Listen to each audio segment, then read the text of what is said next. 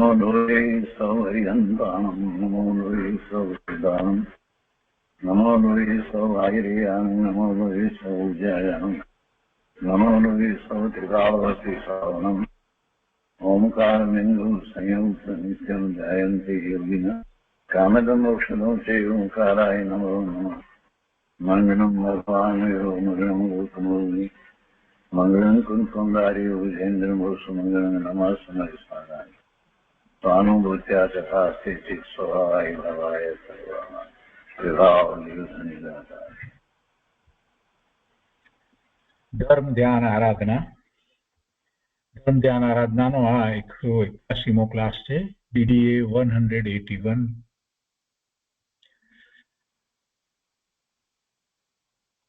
કૃપાળુદેવ શ્રીમદ રાજચંદ્રજીને એવી ભાવના હતી કે પોતે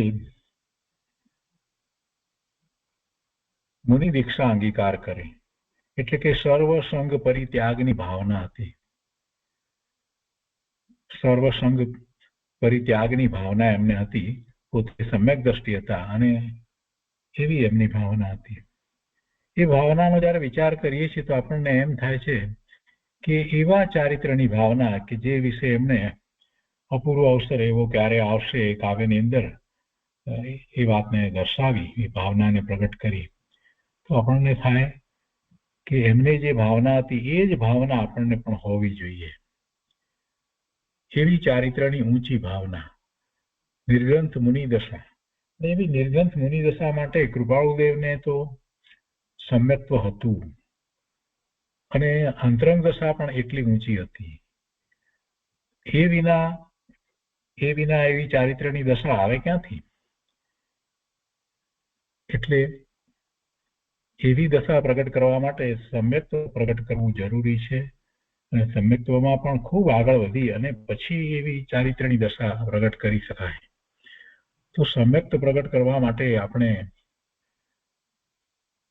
દ્રવ્યશ્રુતનો અભ્યાસ કરીએ છીએ, સદાચરણ આચરીએ છીએ, અનેક પ્રકારે પ્રયત્ન કરીએ છીએ અને એ બધાને આપણે એક નામ આપ્યું છે કે ધર્મ ધ્યાન આરાધના. એટલે ધર્મ ધ્યાન આરાધના.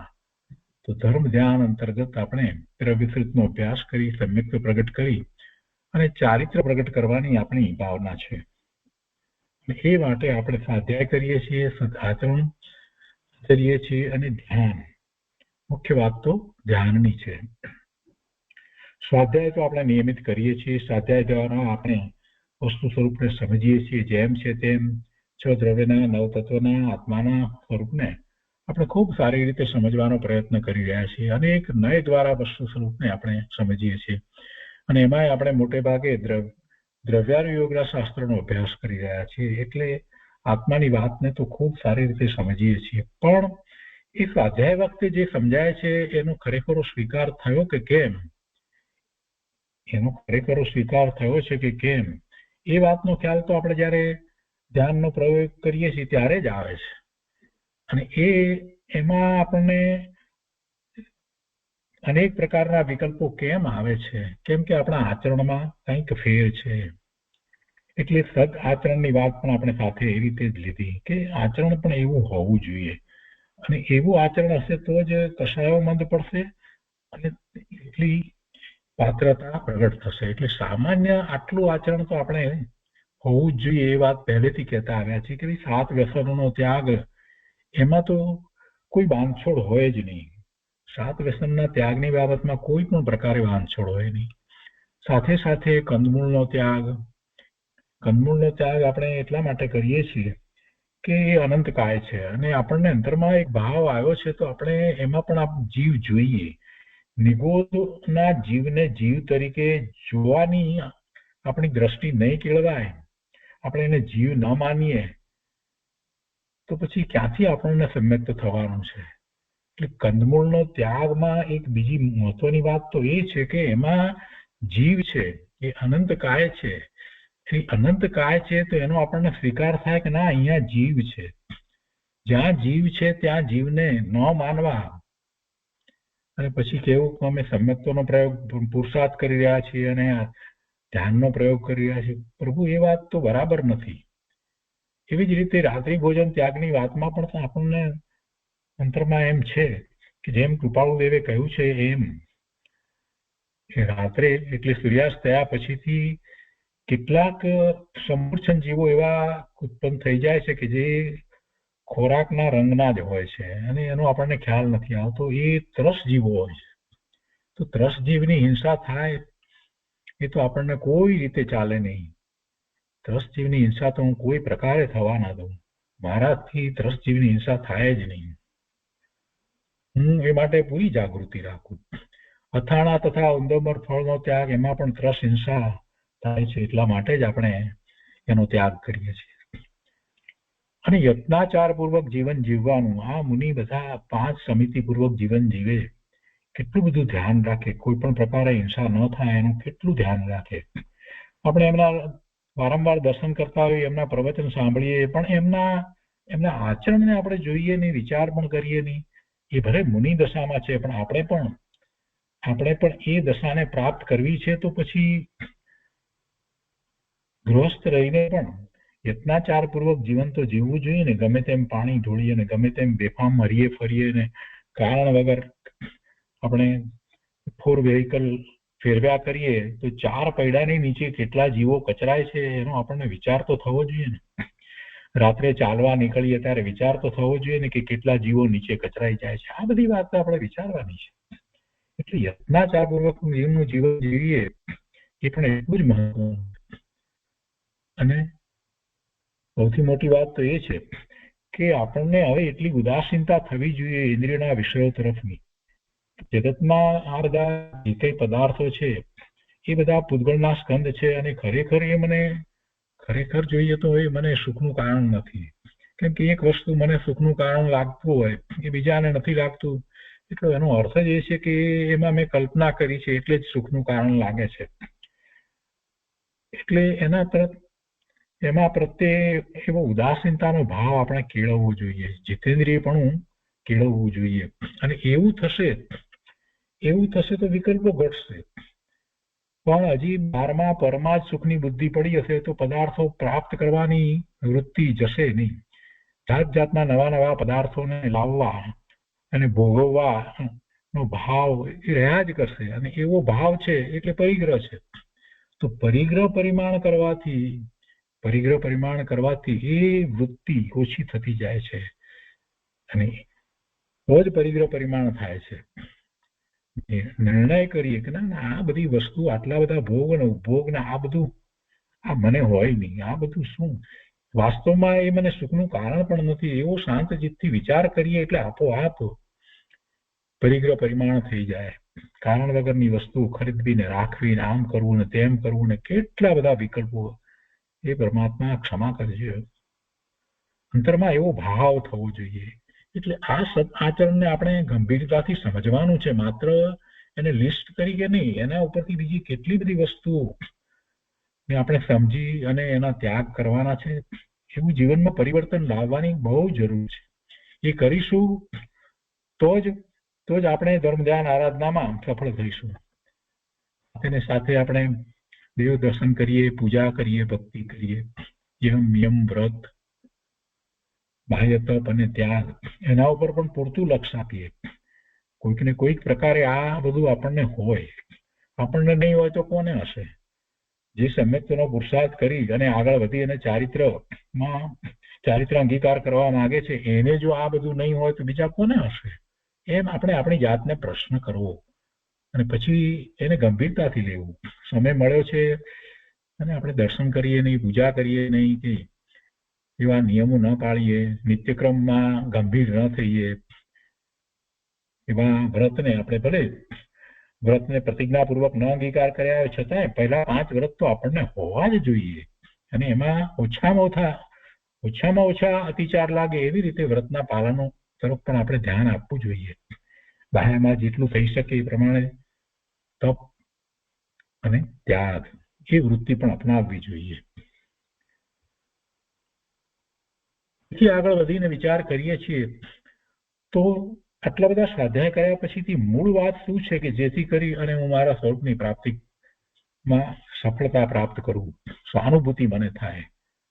તો એમાં ધર્મ ધ્યાન આરાધના અંતર્ગત વિશેષ શું કરીશું, એમાં આપણે બે મુખ્ય વાતને લઈએ છીએ કે ઇન્દ્રિયના વિષયોની ઉદાસીનતા, જેને કારણે મને વધારે ને વધારે વિકલ્પો આવ્યા કરે છે, જેને કારણે હું બહારનો બહાર જ રહું છું, એ ઇન્દ્રિયોના વિષયોની ઉદાસીનતા. અને નિરંતર આત્મવિચારણા. નિરંતર આત્મવિચારણા શાસ્ત્રમાં પણ આ વાત આવે છે, સમાધિ તંત્રમાં બધી વાત આવે છે. આત્મવિચારણા કર, બીજી કોઈ વાત નહીં કર, એવી પણ આગળ વાત આવે છે, એ આપણે આગળ લઈશું. પણ જેટલી આત્મવિચારણા થાય છે તેમ તેમ તેમ જગતના પદાર્થો પ્રત્યે ઉદાસીનતા થતી જાય છે, એટલે કે ઇન્દ્રિયના વિષયોની વૃદ્ધિ ઓછી થતી જાય છે.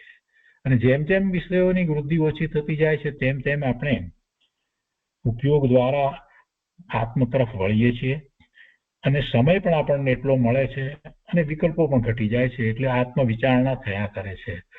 જેમ આત્મવિચારણા વધે છે તેમ ઇન્દ્રિયના વિષયોની ઉદાસીનતા થતી જાય છે, અને જેમ વધારે ને વધારે એવી ઉદાસીનતા થતી જાય છે તેમ તેમ આત્મવિચારણામાં આપણે વધારે ને વધારે ઊંડાણથી આગળ વધીએ છીએ. પણ આટલું પૂરતું નથી, એની સાથે એક બહુ મહત્વની વાત જે છે, જેની હવે આપણે શરૂઆત કરવાની છે, કરી દેવી જોઈએ, એના વિના ચાલશે નહીં, અને તે વાત છે દેહાત્મ બુદ્ધિનો ત્યાગ. કૃપાળુદેવે દેહાત્મ બુદ્ધિના ત્યાગ વિશે ઘણી વાત કરી છે, વારંવાર એ વાત કરી છે.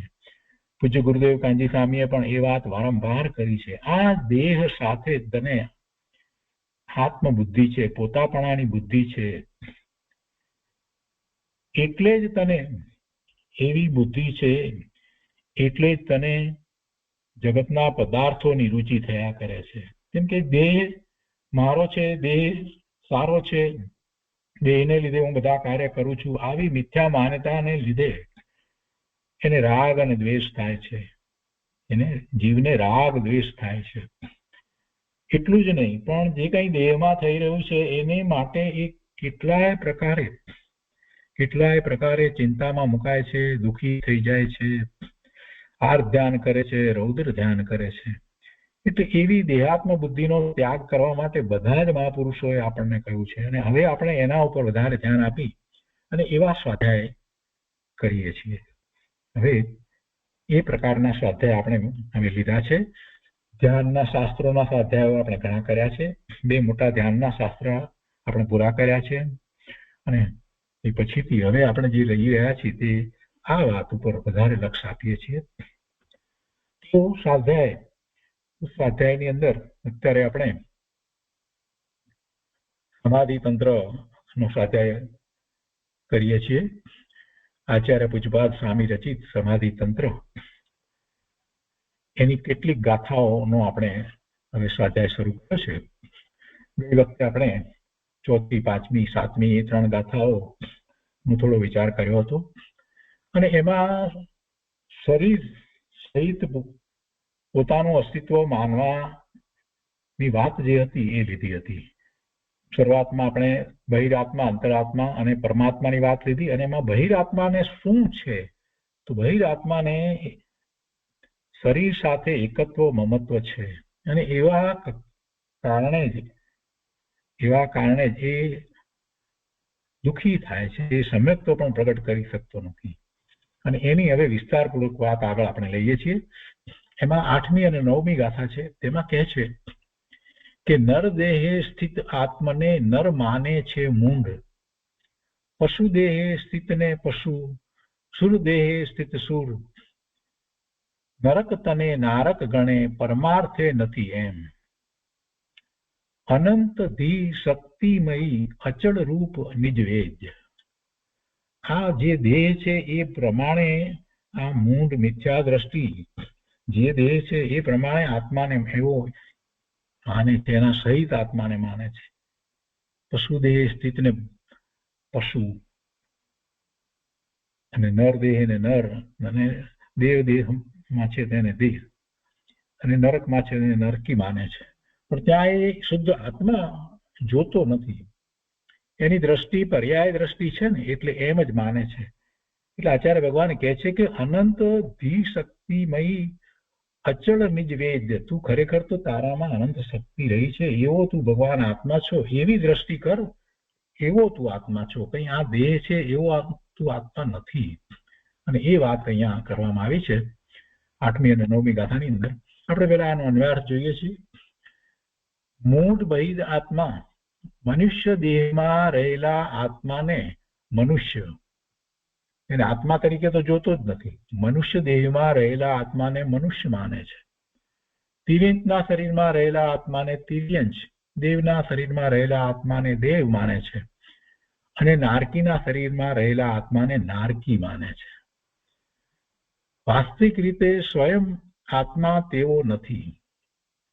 અર્થાત તે મનુષ્ય, તિર્યંચ, દેવ અને નારકી રૂપ નથી. આત્મા એ રૂપે નથી. એ તો એવી ગતિ થઈ છે અને એવી ગતિને અનુરૂપ એને એવા શરીર પ્રાપ્ત થયા છે. છતાંય એ શરીર સાથે રહેલો આત્મા તો આત્મા જ છે. એ તો ભગવાન આત્મા છે, સિદ્ધ સમાન, શુદ્ધ, પૂર્ણ, પવિત્ર છે. જે દેહ છે એવો આત્મા નથી, મનુષ્ય નથી. આત્મા મનુષ્ય નથી, આત્મા તિર્યંચ નથી, આત્મા દેવ નથી, આત્મા નારકી નથી. આત્મા શું છે? આત્મા તો ભગવાન છે. આત્મા તો ચૈતન્ય મૂર્તિ છે, જ્ઞાન સ્વરૂપ છે, અવિનાશી છે. પરંતુ વાસ્તવિક રીતે આ જે માન્યતા જે છે, એટલે કહે છે આચાર્ય ભગવાન કે આ મનુષ્ય તિર્યંચ, દેવ અને નારકી રૂપ નથી, પરંતુ વાસ્તવિક રીતે આ આત્મા અનંતા અનંત જ્ઞાન અને અનંતા અનંત શક્તિ વીર્ય રૂપ છે. અનંતા અનંત ધી શક્તિ એમ શબ્દ મૂક્યા છે. એટલે કહે છે કે અનંતા અનંત જ્ઞાન અને અનંતા અનંત શક્તિ વીર્ય રૂપ છે. સ્વસંવેદ્ય, સ્વાનુભવ ગમ્ય છે. પોતાને પોતાનો અનુભવ થાય એવો આત્મા છે ને પોતાના અનુભવ ગોચર છે. પોતે પોતાને અનુભવમાં આવે એવો છે. અને અચલ સ્થિતિ પોતાના સ્વરૂપમાં સદા નિશ્ચલ સ્થિર રહેવા વાળો છે. પોતાના આવા સ્વરૂપમાં સદા હંમેશને માટે ચલિત થયા વિના સ્થિર રહેવા વાળો છે. એવા સામર્થ્ય સહિત એ તો ભગવાન આત્મા છે. એ મનુષ્ય નથી, દેવ નથી, તિર્યંચ નથી, નારકી નથી, એમાંનું કાંઈ નથી. પણ એવું માને છે. કોણ માને છે? બહિર આત્મા એવું માને છે. અને એવું માને છે એટલે પછી શું એને નુકસાન થાય છે એની વાત તો આગળ આપણે લઈએ છીએ. મૂળ વાત તો એ છે કે એવું જ્યાં સુધી માને છે ત્યાં સુધી એને સમ્યક તો થતું નથી. સમ્યક તો નથી થતું તો એ ભવના ભ્રમણ કરવાનો ને કરવાનો જ છે. એને ભવના ભ્રમણનો અંત આવતો જ નથી.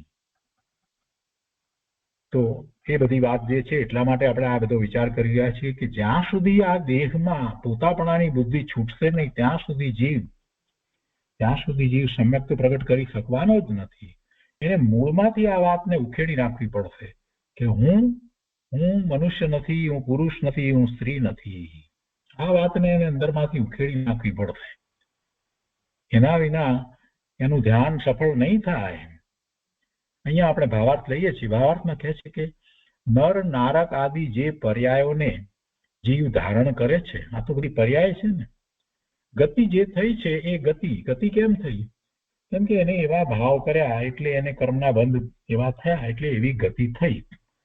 જેવા ભાવ કર્યા એ પ્રમાણે પુણ્ય ને પાપના બંધ થયા, અને પુણ્ય ને પાપના બંધ થયા તો એ જ્યાં પુણ્ય અને પાપ એ બંને ના ફળો જ્યાં એને પ્રાપ્ત થઈ શકે એવી ગતિ થાય.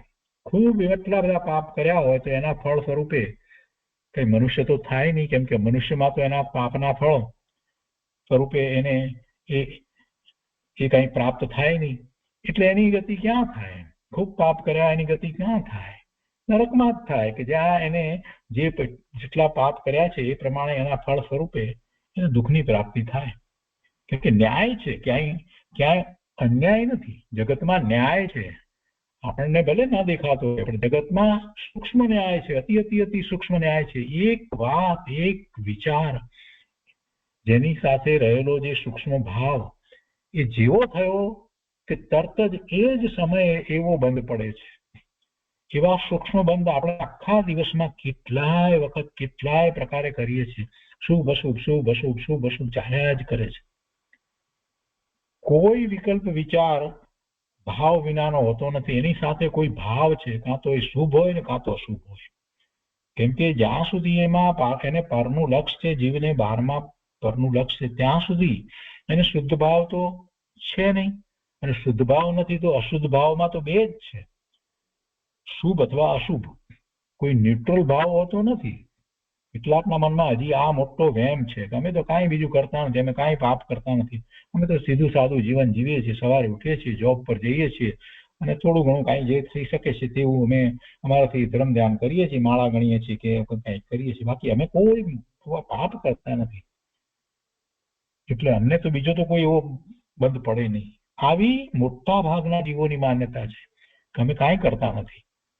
ગુરુદેવ સમજાવે છે કે ખાવું, પીવું, રડવું, કમાવું, આ બધા જે ભાવ જે છે, એટલે પદાર્થોને ભોગવવા, આ બધાના જે બધા જે ભાવ જે છે એ આખા દિવસમાં તું કરે છે કે નથી કરતો, એ બધા પાપ ભાવ છે. બીજી રીતે કહીએ તો શુભ ભાવ સિવાયના બધા ભાવ જે છે એ એક અથવા બીજા પ્રકારે પાપ ભાવ છે, એને કારણે પાપની પ્રકૃતિના જ બંધ પડે છે. એ પછી નાના પ્રકારે બંધ પડે કે મોટા પાપના બંધ પડે, પણ છેવટે એમાં પાપના જ બંધ પડે છે. આપણે 24 કલાકમાં વધારે પાપનો બંધ કરીએ છીએ, આપણને વધારે બંધ તો પાપનો જ પડે છે, કેમ કે આપણે શુદ્ધ ભાવે તો થતા નથી. સ્વભાવ ભાવે પરિણમીએ તો શુદ્ધ ભાવ હોય એ વખતે સંવર હોય, એ વખતે નિજરા હોય, એ વખતે સંવરની દશા હોય, આશ્રવ થાય નહીં, નવા કર્મનો બંધ પડે નહીં, અને જે કર્મ હૃદયમાં આવે છે એ બધા કરી જાય છે એટલે નિજરા થાય છે. પણ આવું તો શુદ્ધ ભાવે હોઈએ ત્યારે થાય, અથવા તો સમ્યક દ્રષ્ટિ છે એની દ્રષ્ટિ સ્વરૂપ તરફ રહે છે તો એને એવું થાય છે કે એને નિજરા થયા કરે છે અને બંધ ઓછા પ્રમાણમાં થાય છે. સંવર વખતે તો એને બંધ પડતા નથી, આવી દશા હોય છે. પણ એવું તો છે નહીં. તો શું થઈ રહ્યું છે વર્તમાનમાં? આપણને બધાને શું થઈ રહ્યું છે જરાક વિચાર કરીએ તો શુભ અશુભ શુભ અશુભ જ ચાલી રહ્યું છે. નાના પ્રકારે પાપના બંધ, અને ક્યારેક તો નાના પ્રકારને બદલે એવા મોટા પાપના બંધ પણ કરીએ છીએ જેનો આપણને ખ્યાલ નથી હોતો, એવા બંધ પણ કરીએ છીએ. કેમ કરીએ છીએ? કેમ કે આ શરીર સાથે એકત્વ મમત્વ છે, એટલે શરીરના સંબંધે જે કાંઈ છે, શરીરના સંબંધે જે કાંઈ છે, સગા સંબંધી, સ્નેહી, મિત્રો, પછી બીજા નાના હોય, બધા અનુજ હોય, પુત્ર પૌત્રી જે કંઈ હોય તે, અથવા તો બીજા નોકર ચાકર જે કંઈ હોય તે, એ બધા પ્રત્યે આપણે આ શરીરના સંબંધે એમની સાથે વર્તન કરીએ છીએ. અને એવા વર્તન કરીએ છીએ તો શું થાય? એમાં શું થાય? રાગ અને દ્વેષ થાય, બીજું શું થાય? કોઈના ઉપર ક્રોધ પણ થાય, કોઈના કારણે આર ધ્યાન પણ થાય. આપણા સંબંધ જે છે જગતમાં બધાની સાથેના સંબંધ કઈ રીતે છે? મારા સંબંધ બધાની સાથે કઈ રીતે છે? હું રમેશ થઈને બધા સાથે સંબંધ કરું છું, હું ભગવાન આત્મા થઈને તો કાંઈ સંબંધ કરતો નથી. તો રમેશ પણ જ્યાં સુધી છે, એની મુખ્યતા જ્યાં સુધી છે ત્યાં સુધી શું થવાનું છે?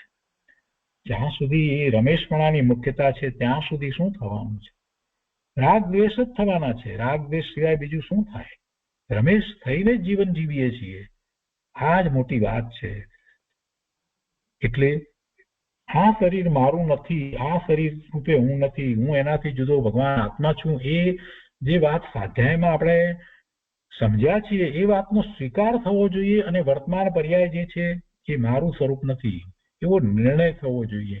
અને એટલા માટે જ આપણે આ વાત લઈ રહ્યા છીએ કે આચાર્ય ભગવાન આપણને એમ કહે છે કે આ બહિરાત્મા છે એ આવું માને છે.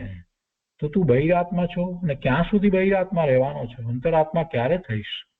આપણે શરૂઆતમાં જે વાત લીધી કે અંતરાત્મા એ સાધક ભાવ છે, અને એ દ્વારા એ સાધ્ય એવો પરમાત્મા થાય છે. તો અંતરાત્મા થાય તો પછી પરમાત્મા થવાય. પરમાત્મા પણ એનામાં પડ્યું છે, એ કંઈથી બહારથી લેવા જવાની જરૂર નથી. એ અંતરાત્મા થઈ અને પરમાત્માપણાને સાધે છે. પણ હજી તો બહિરાત્મા પણ જાય નહીં ત્યાં સુધી અંતરાત્મા ક્યાંથી થશે? એટલે એ બહિરાત્માને આ શરીર સાથે એકત્વ મમત્વ છે, પોતાપણું છે, અને શરીરને જ એ પોતે પોતાનું સ્વરૂપ માને છે. શરીરથી જુદો આત્મા ક્યાં છે એવું પૂછવા વાળા ઘણા જ મળશે. આ શરીર એ જ. અને કેટલાક તો પુનર્જન્મમાં પણ માનતા નથી. બસ આ શરીર એનો દેહ ત્યાગ કરે એટલે મરી ગયો એટલે બસ પતી ગયું, કોઈ આત્મા બાત્મા બીજું કઈ છે જ નહીં, એવી માન્યતા વાળા અત્યારે વર્તમાનમાં ઘણા લોકો છે, ઘણા લોકો છે. અરે જૈનમાં પણ તમને મળે એવું માનવા વાળા. કોને ખબર આત્મા હશે કે નહીં હોય, કોને ખબર બીજો ભાવ હશે કે નહીં હોય, અત્યારે લહેર કરો, જલસા કરો, આવું બોલે, આવું બોલતા. અને પાછા એ કઈ અભણ નહીં, એ મોટા એમ કે માસ્ટર કરેલું હોય કે પીએચડી થયેલા હોય કે એવા મોટા બીજી બધી બાબતમાં વિદ્વાન, અને પાછા એવા સદાચારી, એમ નહીં કે ગમે તેવું આચરણ કરતા હોય કે એવું પણ નહીં, હોશિયાર મોટા જજ, મોટા પ્રિન્સિપાલ, એવા પ્રોફેસર, એવા લોકોને મેં સાંભળ્યા છે. કોને ખબર કે આ બધું હશે કે નહીં હોય. એટલે આ શરીર તરીકે જીવન જીવે છે. એ શરીર સાથેનું એટલું બધું એને એકત્વ, એટલું બધું મમત્વ, અને શરીર સિવાય બીજો કોઈ આત્માનો વિચાર જ નથી કરી શકતો. એ બહિરાત્મા ક્યાંથી આગળ વધી અને પોતાના પરમાત્મા સ્વરૂપને પ્રાપ્ત કરવાનો છે. એટલે આ વાત આચાર્ય ભગવાને આપણને બહિરાત્માની વાતમાં સૌથી પહેલી વાત આ કરી દીધી છે કે નર નારક આદિ જે પર્યાયો, એ પર્યાય છે, એ ક્ષણિક છે, એ કાયમ એક સરખી રહેતી નથી. આ ભાવમાં એ મનુષ્ય છે ને આવતા ભાવની અંદર એ તિર્યંજ પણ થાય અને દેવ પણ થાય. એટલે એ પર્યાયોને જીવ ધારણ કરે છે, જેવા ભાવ કરે છે એ પ્રમાણે એવા કર્મના બંધ છે, અને એ પ્રમાણે એવા આયુષના બંધ કરે છે, એવા ગતિના બંધ કરે છે, એવા નો કર્મ એને ના બંધ કરે છે, એવા સાતા અસાતા વેદનીના બંધ કરે છે. એટલે અઘાતી કર્મની ચારે પ્રકૃતિ જે છે, એ ચારે પ્રકૃતિનો જયારે વિચાર કરીએ તો આપણને ખ્યાલ આવે છે કે એ બધું પુણ્ય અને પાપની પ્રકૃતિઓ છે, અને એવા બંધ આપણે સમયે સમયે કર્યા જ કરીએ છીએ. અને પેલું જે અનાદિનું મિથ્યાત્વ ચાલ્યું આવે છે એ તો હજી જતું નથી, અને આપણે કેટલાય પ્રકારે બીજું વધારામાં નવું જે અગૃહિત મિથ્યાત્વ જે ચાલ્યું આવે છે એની સાથે નવું ગૃહિત મિથ્યાત્વ ઉમેરી દઈએ છીએ. ખોટા દેવ ગુરુ શાસ્ત્રની શ્રદ્ધા કરીને, કુગુરુ કુદેવ કુશાસ્ત્રની શ્રદ્ધા કરી અને આપણે બીજું ગૃહિત મિથ્યાત્વ ભેળવીએ છીએ, અને એને કારણે આપણને આ જે મોહનીય કર્મ છે એની ચારિત્ર મોહનીય કર્મની પહેલી ચોપડી અનંતાનુબંધી એના બંધ પડી જાય છે. એટલે અનંત કાળ સુધી જીવ સમ્યક્તે પ્રગટ કરતો નથી, આવી દશા થઈ જાય છે. તો શરૂઆત જ આપણે અહીંયાથી કરવાની છે કે પહેલા તો દેહથી જુદો હું ભગવાન આત્મા છું, દેહથી જુદા પડવાની વાત છે, એટલે સમજપૂર્વક એ કરવાની જરૂર છે. અને પછી એને દ્રઢ કરી અને આગળ વધવાનું છે. એ દ્રઢ ન થાય ત્યાં સુધી ધ્યાન શું થવાનું છે? કાંઈ ધ્યાન નથી થતું. જીવનમાં સદ આચરણ થાય છે, એ પણ કેવું સદ આચરણ થાય છે? જ્યાં સુધી દેહાત્મ બુદ્ધિ છે ત્યાં સુધી કેવું થવાનું છે? એટલે આ બધી વાતનો આપણે વિચાર કરવાનો છે, એટલે આ વિષય આપણે લીધો છે. તો પર્યાય રૂપે અજ્ઞાની પોતાને માને છે. વાસ્તવમાં જીવ તે પર્યાય રૂપ નથી, પણ તે સ્વાનુભવ ગમ્ય, સ્વને અનુભવમાં આવે, પોતાને અનુભવમાં આવે એવો છે, જ્ઞાન સ્વરૂપ છે, શાશ્વત છે, અને અનંતાનંદ જ્ઞાન વીર્યમય છે. મુક્ત અવસ્થામાં, મોક્ષમાં આ જ જીવ એવી દશાને એ પૂર્ણપણે પ્રગટ કરી લે છે. એટલે કે છે કે મુક્ત અવસ્થામાં, મોક્ષમાં તેની સ્થિતિ અચલ છે, પછી તે ચલિત થતો નથી. ત્યાંથી એટલે મુક્તિથી તેનું કદી પણ પતન થતું નથી. અર્થાત જીવ મુક્ત થયા પછી કદી ફરીથી સંસારમાં આવતો નથી. યોગ અને સાંખ્યમતવાળાની માન્યતા તેનાથી વિપરીત છે. એ લોકો એવું માને છે કે ફરી પાછો એ અવતાર લે, પણ એવું હોતું નથી. આપણે તો સિદ્ધ પરમાત્માનો વિચાર કરીએ છીએ તો સિદ્ધ પરમાત્મા પોતે આવ્યા બાદ સુખ શાંતિ આનંદની દશામાં, શાશ્વત દશામાં વિરાજમાન થઈ ગયા છે. એ ફરીને જન્મ લેતા જ નથી, એમને ગતિ થતી જ નથી. તો આપણી વાત ચાલે છે શરીર સંબંધીની, તો એના વિશે જરા વધારે વિચાર કરીએ. વિશેષની અંદર અહીંયા કહે છે કે બહિરાત્મા નર નારક આદિ પર્યાયોને જ પોતાની સાચી અવસ્થા માને છે. આત્માનું વાસ્તવિક સ્વરૂપ તેનાથી ભિન્ન, કર્મ ઉપાધિ રહિત, શુદ્ધ, ચૈતન્યમય, ટંકોત્કીર્ણ એક જ્ઞાતા દ્રષ્ટા છે.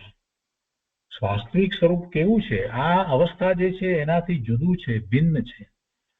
અને આ જે અવસ્થા જે છે તે કર્મની ઉપાધિ સહિતની છે. તો આત્માનું વાસ્તવિક સ્વરૂપ તો કર્મની ઉપાધિ વિનાનું છે, શુદ્ધ છે, ચૈતન્યમય છે, ટંકોત્કીર્ણ એક જ્ઞાતા દ્રષ્ટા છે. એ કઈ કરવા વાળો નથી, એ તો જ્ઞાતા દ્રષ્ટા છે અને એ પોતે પોતાના સ્વભાવ ભાવનો જ જ્ઞાતા દ્રષ્ટા રહે છે. એ અભેદ છે, એમાં કોઈ ભેદ નથી. અનંત જ્ઞાન, અનંત દર્શન, અનંત સુખ, અનંત વીર્ય એવા અનંત ગુણથી યુક્ત છે અને અચલ સ્થિતિ રૂપ છે. આવું ભેદ જ્ઞાન, આવું વિવેક જ્ઞાન, ભેદ જ્ઞાન કહો કે વિવેક જ્ઞાન કહો. ભેદ જ્ઞાન કહે છે, શબ્દ બોલે છે સ્વાધ્યાય વખતે, પણ એ સમજે છે કે ભેદ જ્ઞાન એ જ વિવેક જ્ઞાન છે. એવો વિવેક થવો, ભેદ જ્ઞાનમાં એને પોતે જે છે એનો નિર્ણય કરી અને એ થઈ જવું, અને જે પોતે નથી એને છોડી દેવું. એને છોડવા માટેનો વારંવાર એવો પુરુષાર્થ કરવો કે ના, આ હું નહીં, આ હું નહીં, આ હું નહીં, હું મનુષ્ય નહીં, હું પુરુષ નહીં, હું સ્ત્રી નહીં, હું ડોક્ટર નહીં, હું એન્જિનિયર નહીં, હું વકીલ નહીં, હું કાંઈ નહીં, આ બધું નહીં, આ નહીં. અને આ બધી એના સંબંધીની જે કંઈ ભણ્યો છે એ બધી માહિતી એ કંઈ જ્ઞાન નથી. આત્માનું જ્ઞાન તે જ્ઞાન છે. આત્માની અનુભૂતિ, એમાં એ સુખ શાંતિ આનંદનો અનુભવ થાય છે. એ સિવાય બહારમાં ક્યાંય સુખ શાંતિ આનંદ છે જ નહીં. એ વાતનો મને સ્વીકાર છે. અનંત જીવોએ એવા સુખને પ્રાપ્ત કર્યું છે અને મહાપુરુષોએ એ જ વાત કરી છે, કરુણા કરીને એ વાત કરી છે. તો હવે મને એમની વાતમાં પૂરેપૂરો 100% વિશ્વાસ છે કે વસ્તુ સ્વરૂપ એમ જ છે. કેમ કે મેં પ્રયત્ન કરી જોયા છે. કેટલાય પદાર્થોમાં સુખની દ્રષ્ટિ કરી, પણ એમાંથી કઈ મને સુખની પ્રાપ્તિ થઈ નહીં. કેટલાય પદાર્થો પ્રત્યે આસક્તિ કર્યા કરું છું, પણ એથી કઈ મને સુખ મળતું નથી. ભોગવવાના ભાવ કરવાને કારણે વાસ્તવમાં તો હું દુઃખી થઉં છું, બીજું કાંઈ થતું નથી. આ બધો વિચાર એને કરવો જોઈએ અને એ વિવેક છે. અને એમ એ ભેદ જ્ઞાન કરે છે કે ના, એ બધાથી જુદો હું ભગવાન આત્મા છું, મારું સુખ ક્યાં છે. આ જે શાસ્ત્રમાં જે વાત આવે છે એ કઈ અમસ્તી વાત નથી કરી. આચાર્ય ભગવાન આપણને કઈ ગેરમાર્ગે દોરી રહ્યા છે. આચાર્ય ભગવાન આપણને ખોટા રસ્તે ચડાવી રહ્યા છે. જરાક તો વિચાર કરીએ. આપણે શુક્રા કહે છે, એમને શું આપણી પાસેથી લેવું છે? આપણને ગેરમાર્ગે ચડાવવાથી એમને શું ફાયદો? એ તો પોતાનું કાર્ય કરીને ચાલ્યા ગયા. એટલે આપણે આ બધી વાતનો ખૂબ શાંતિથી વિચાર કરવાનો છે અને એનું નામ જ વિવેક છે. એવું વિવેક જ્ઞાન, એ ભેદ જ્ઞાન. એ ભેદ જ્ઞાન બહિરાત્માને નથી, એ કરતો નથી, એટલે જ બહિરાત્મા રહી ગયો છે. એ તેને હોતું નથી. તેથી તે સંસારના પર પદાર્થોમાં તથા મનુષ્ય આદિ પર્યાયોમાં આત્મબુદ્ધિ કરે છે, તેને આત્મા માને છે. એટલું જ નહીં, પણ એમાં એ કર્તાપણું પણ કરે છે, એમાં એ ભોગતાપણું પણ કરે છે, ઘણું બધું કરે છે. શરીર સહિત પોતાનું અસ્તિત્વ માન્યું એટલે પછી એક બધા મિથ્યાત્વની કડીઓ જોડાતી જાય છે. શરીર સહિત પોતાને માને છે એટલે પછી પેલું મિથ્યાત્વ જતું નથી. એના પછી વધારે ને વધારે મિથ્યાત્વની કડીઓ જોડાતી જાય છે. કાંઈક અંશે સ્વાધ્યાય વગેરે કરી અને એ મિથ્યાત્વને મોડું પાડતો હોય, પણ હજી પેલું શરીર સહિત પોતાનું અસ્તિત્વ માને એટલે ફરી પાછો એ વ્યવહારમાં, પ્રસંગોમાં, જે સંયોગો છે એમાં બધામાં એ પાછા મિથ્યાત્વના જ પોષણ કરે છે. અહીંયા આગળ પણ કહે છે કે જીવ જે ગતિમાં જાય છે તે ગતિને અનુરૂપ જુદો જુદો સ્વાંગ વેશ ધારણ કરે છે. એટલે કે એવું શરીર વગેરે હોય છે અને એ શરીર હોય છે એટલું જ નહીં, પણ એ પ્રમાણે જ એનું વર્તન થતું હોય છે. જે ગતિમાં જાય છે એ ગતિને અનુસાર જ એને વિકલ્પો વગેરે એવા જ હોય છે. જેમ કે આપણે એમ કહીએ કે એવા સંસ્કારો કેટલા જે ચાલ્યા આવે છે તે ગતિના સંસ્કારો છે જે વર્તમાનમાં આપણને નથી. દાખલા તરીકે ફૂંફાડો મારવાનો ભાવ અત્યારે આપણને ના આવે, પણ આ જીવ જો સર્પની ગતિમાં જાય તો તરત જ ફૂંફાડો મારે છે. એ ક્યાંથી શીખે છે? એટલે એવા અનંત કાળમાં અનંત ગતિ અને અનંત શરીરો ધારણ કર્યા છે ને એ બધા સંસ્કાર રૂપે બધું પડ્યું જ છે. એટલે આ વાતને કાઢવી એ કઈ સહેલી વસ્તુ નથી. આ શરીર સાથેનું એકત્વ મમત્વ દૂર કરવું એ કઈ સહેલી વાત નથી. એને માટે ખૂબ પુરુષાર્થ કરવાની જરૂર છે. એટલે આચાર્ય ભગવાન એ વાત આપણને સમજાવે છે. અહીંયા કહે છે કે આ તો સ્વાંગ છે, આ તો વેશ તે ધારણ કર્યો છે. તારું જે શુદ્ધ સ્વરૂપ જે છે, જેવું સ્વરૂપ છે એ તો અમે વર્ણન કરીને તને કહ્યું, પણ આ એક પ્રકારનો આ વેશ છે, આ સ્વાંગ છે. આ સ્વાંગ અચેતન છે, જડ છે અને ક્ષણિક છે. જેમ નાટકની અંદર કોઈ કલાકાર એવો હોય, એક્ટર એવો હોય એ જુદા જુદા વેશ ભજવે અને દરેકે દરેક વેશ એવી રીતે ભજવે કે જેથી બીજાઓને એમ લાગે કે જાણે એ જ છે. રાજાના વેશમાં બરાબર રાજા જેવો જ હોય અને શેઠના વેશમાં શેઠ જેવો હોય અને સાધુનો વેશ ધારણ કરે ત્યારે બરાબર સાધુ જેવો જ લાગે. અનેક વેશ એ ભજવે, છતાં એને અંદરમાં શું છે? અંદરમાં તો એમાંનો એક પણ વેશ જે છે એને પોતે પોતાનો માનતો નથી. એને એ સમજે છે કે આ વેશ ભજવી રહ્યો છું, આ સ્વાંગ છે, એ સમજે છે. તો આ જીવે આટલા ભવ કર્યા અને દરેક ભવમાં જે જે શરીર મળ્યા, જે ગતિ હતી એને અનુરૂપ જ શરીર મળ્યા, તો એ શરીર સાથે પોતાપણું શા માટે કર્યું? એ તો સ્વાંગ છે. એ કેટલો વખત રહે છે? જેટલું આયુષ છે એટલો વખત તો એ રહે છે, એથી વધારે તો એ રહેતું નથી. એ કોઈ સ્વાંગ એની સાથે રહ્યો છે કાયમ માટે? મનુષ્યપણું પણ કાયમ માટે રહેતું નથી, દેવપણું પણ રહેતું નથી, કાંઈ રહેતું નથી. આ સ્વાંગ છે, આ વેશ ધારણ કર્યો છે. અને વેશ ધારણ કર્યો છે તો વેશને અનુકૂળ શરીર છે, તો પછી એના શરીરમાં એકત્વ શુકરા કરે, એમાં પોતાપણું શુકરા કરે. આ વાત આચાર્ય ભગવાન આપણને સમજાવી રહ્યા છે કે આ સ્વાંગ જે અચેતન જળ અને ક્ષણિક છે, તે વેશને ધારણ કરનાર જીવ તેનાથી જુદો ભિન્ન છે, શાશ્વત છે, જ્ઞાન સ્વરૂપ છે, ચેતન દ્રવ્ય છે. અજ્ઞાનીને પોતાના વાસ્તવિક સ્વરૂપનું ભાન નથી. એ બહિર આત્મા છે, એને પોતાના વાસ્તવિક સ્વરૂપનું ભાન નથી. તેથી તે બાહ્ય વેશને જ જીવ માની તે પ્રમાણે વર્તાવ કરે છે. આ શરીર મળ્યું છે, એનું નામ છે રમેશ, તો હું એ રમેશ છું એમ માનીને આખો દિવસ ગાળું છું. એ જ મોટામાં મોટી ભૂલ થઈ રહી છે. જે હું નથી એ બની અને હું આખો દિવસ ગાળું છું. અરે પેલો નાટકનો જે કલાકાર જે છે ને, એ તખ્તા ઉપર આવે ને, સ્ટેજ ઉપર આવે ને, એટલી વાર જ એ પ્રમાણે હોય છે. એ હજી નાટક ચાલુ છે એ દરમિયાનમાં પણ એ સ્ટેજની પાછળ જયારે જાય છે ને, તો ત્યારે એ રાજા પાઠમાં નથી રહેતું, ભલે રાજાનો વેશ પહેર્યો હોય છે તો એ તો તરત જ બીજી જ ક્ષણે જે છે તે જ બનીને વાત કરતો હોય છે બીજા સાથે. જયારે પાછો એનો રોલ આવે છે, પાછો સ્ટેજ ઉપર આવે છે, ત્યારે એટલી વાર પૂરતો જ એ પોતાને રાજા તરીકે સ્વાંગમાં અને એ વખતે અંતરમાં તો એને એમ જ છે. અને આ વાતનો વિચાર આપણે કરીએ તો આપણે કેટલી વાર શુદ્ધ આત્મા થઈને વર્તીએ છીએ. શુદ્ધ આત્મા છીએ, શુદ્ધ આત્મા છીએ, શુદ્ધ આત્મા છીએ, આવું કેટલી વાર આપણે સાંભળ્યું છે, શાસ્ત્રમાં એ વાત આવી છે, પણ ક્યારેય એવું થયું નથી. આપણે તો સતત સ્વાંગમાં જ રહીએ છીએ, એ સ્વાંગ થી જુદા પડતા જ નથી. એટલે આચાર્ય ભગવાન એ વાત આપણને સમજાવે છે.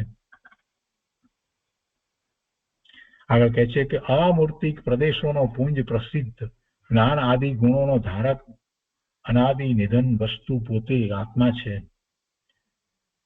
તથા મૂર્તિક પૂતગળ દ્રવ્યોનો પિંડ પ્રસિદ્ધ જ્ઞાન આદિ રહિત નવીન જેનો સંયોગ થયો છે એવા શરીર આદિ પૂતગળ કે જે પોતાનાથી પર છે, અને એ પૂતગળ અને પોતે એ બંનેના સંયોગ રૂપ નાના પ્રકારના આ મનુષ્ય તિર્યંચ આદિ પર્યાયો હોય છે. અને તે પર્યાયમાં આ મૂંડ જીવ અહમ બુદ્ધિ ધારી રહ્યો છે, પોતાપણાની બુદ્ધિ કરી રહ્યો છે, સ્વપરનો ભેદ કરી શકતો નથી. અને જે પર્યાય પામ્યો હોય તેને જ પોતાપણે માને છે, તથા એ પર્યાયમાં પણ જે જ્ઞાન આદિ ગુણો છે તે તો પોતાના ગુણ છે, અને રાગ આદિક છે તે પોતાને કર્મ નિમિત્તથી ઔપાધિક ભાવ છે, કર્મ નિમિત્તથી થતા ઔપાધિક ભાવ છે. વળી વર્ણ આદિક છે તે પોતાના ગુણો નથી, એ તો પૂતગળના ગુણ છે, શરીરના ગુણ છે, શરીર પૂતગળનો સ્કંદ છે. શરીર આદિમાં પણ વર્ણ આદિનું અથવા તો પરમાણુનું પલટવું નાના પ્રકાર રૂપ થયા કરે છે. એ સર્વ પૂતગળની અવસ્થા છે, પરંતુ તે સર્વને આ જીવ પોતાનું સ્વરૂપ જાણે છે. તેથી સ્વભાવ, પોતાનો ભાવ અને પરભાવનો વિવેક થઈ શકતો નથી. આ બધી વાત અહીંયા કરવામાં આવી છે, અને આ બહુ મહત્વની વાત છે. તો સ્વદેહમાં આવો અધ્યવસાય કરનાર બહિર આત્મા પરદેહમાં કેવો અધ્યવસાય કરે છે? આ પોતાના દેહને વિશે તો એ આવો અધ્યવસાય કરી રહ્યો છે, પોતે માની રહ્યો છે, પોતાને મનુષ્ય કે તિર્યંચ કે જે કંઈ માને છે, અને એ પ્રમાણે જ બધું આખું જીવન ગુજારે છે. પણ પછી પરને માટે કેવું કરે છે, પરને માટે કેવો અધ્યવસાય કરે છે, એની વાત 10મા શ્લોકમાં કહી છે. 10મા શ્લોકમાં અહીંયા એના એક ગાથા આપણે લઈએ. નિજ શરીર સમ દેખીને પર જીવયુક્ત શરીર માને તેને આત્મા બહિરાત્મ મૂઢ જીવ. અન્વયાર્થમાં કહે છે કે અજ્ઞાની બહિરાત્મા બીજાના આત્મા સાથે રહેલા અચેતન ચેતના રહિત બીજાના શરીરને પોતાના શરીર સમાન જોઈને બીજાના આત્મા રૂપે માને છે. એટલે જેમ પોતાને માટે એ જે માનતો હતો એવી જ રીતે એને માટે પણ એવી માન્યતા કરે છે. પોતે પોતાને મનુષ્ય માનતો હતો તો પેલા જે છે જીવ છે એને પણ એ જે પર્યાયમાં છે એમ જ એને માને છે.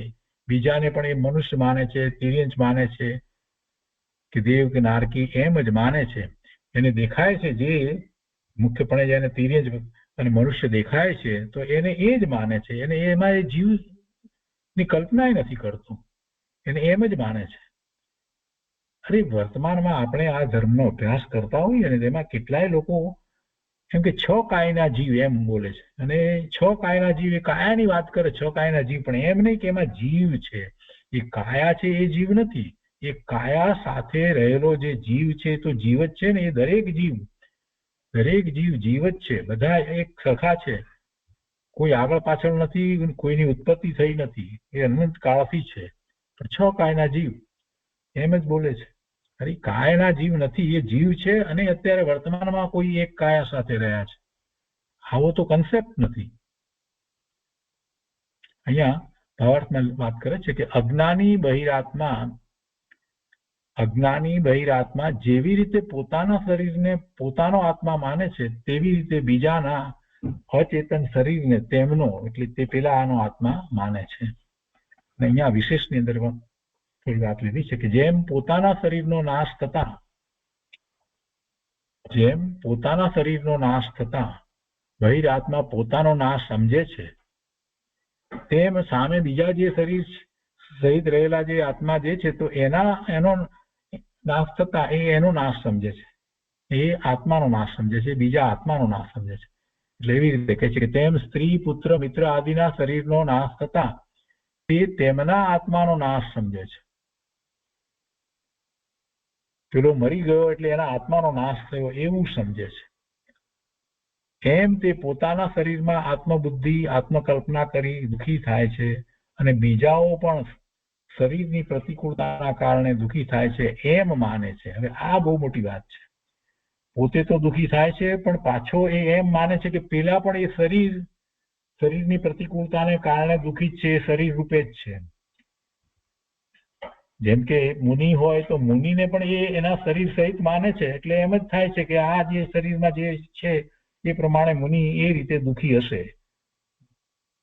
મુનિ આ 28 ગુણ સહિત ચોખ્ખું દ્રવ્યલિંગ પાળતા હોય તો એને એમ થાય કે એ તો દુઃખી હશે. આ કેશ લોચન ને ભૂમિશયન ને નગ્નપણું ને અદંત ધોવન ને એક વખત આહાર ને ઉભા આહાર ને આ બધું જે છે તો એનો વિચાર કરે તો એને એમ થાય કે આ તો બધું બહુ દુઃખનું કારણ, એમને બહુ દુઃખ હશે. એને પોતાના શરીર સાથે એકત્વ મમત્વ એટલું બધું છે એટલે એ લાગે છે. તો મુનિ વિશે પણ એમ માને બહુ તકલીફ હશે. મુનિને તો દેહાત્મ બુદ્ધિ રહી જ નથી. એ તો શરીરથી ભિન્ન પડી ગયા છે. 7મા ગુણસ્થાને પોતાના સ્વરૂપનો અનુભવ કરતા એવા મુનિની તો શું વાત થાય. એ સવિકલ્પ દશામાં 6થા ગુણસ્થાને હોય છે ત્યારે પણ એમની દ્રષ્ટિ તો સ્વરૂપ તરફ જ હોય છે. 7મા ગુણસ્થાને આત્માનો અનુભવ કર્યો છે અને એમાંથી એવી અપૂર્વ આનંદની દશામાંથી બહાર આવ્યા હોય તો બહાર આવે ત્યારે વિકલ્પ આવે એ પણ કેવા આવે? પોતાના શુદ્ધ સ્વરૂપના અનુભવનો જ વિકલ્પ હોય. અને એવો વિકલ્પ આવ્યો છે એટલે કરુણા થઈ જાય છે. તો સામે કોઈ એવા પાત્ર જીવ હોય તેને ઉપદેશ આપે અથવા તો કોઈ શાસ્ત્રની રચના કરે પણ એમને કાંઈ દુઃખ તકલીફ આ તે એવું કાંઈ હોતું નથી. એવી વાત જ નથી હોતી. પણ આ વિચારો અજ્ઞાની જીવ એમ જ માને છે કે આ મુનિને તો લગ્નપણું ને આ ઝાડ ને તડકો ને આ બધા પરિસવ ને આ બધું દુઃખ એવી એ એમના વિશે કલ્પના કરે છે. મુનિને માટે પણ એમ કલ્પના કરે છે તો પછી બીજાને માટે તો શું કલ્પના ન કરે? અહીંયા કહે છે કે બીજાઓ પણ શરીરની પ્રતિકૂળતાના કારણે દુઃખી થાય છે એમ આ મૂળ મિથ્યા દ્રષ્ટિ બહિરાત્મા માને છે. શું આ વાત અહીંયા 10મી ગાથાની અંદર આચાર્ય ભગવાને કરી. અને હવે આગળ એ વાત કરે છે કે આવા પ્રકારના અધ્યવસાયથી શું થાય છે, આવી બધી માન્યતા કરે આવા અધ્યવસાયથી શું થાય છે, તો એની વાત હવે આગળ 11મા શ્લોકમાં કહેશે, 11મી ગાથામાં કહેશે. એ આપણે આવતી વખતે લઈશું. આજે અહીંયા સ્વાધ્યાય અહીંયા સુધી રાખીએ છીએ.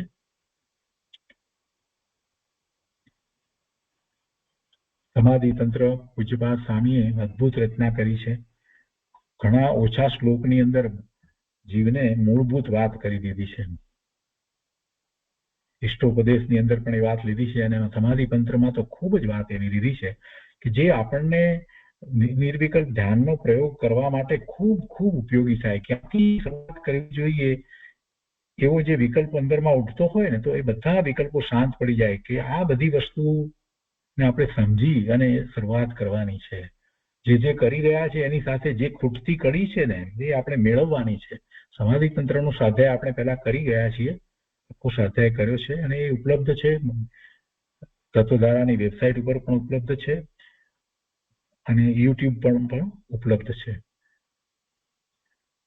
તો એ સ્વાધ્યાય કરવા માટે પણ મારી ખાસ અનુમોદના છે. આજે બીજું પુનરાવર્તન આપણે નથી લેતા. આજનો ક્લાસ અહીંયા આપણે પૂરો કરીએ છીએ.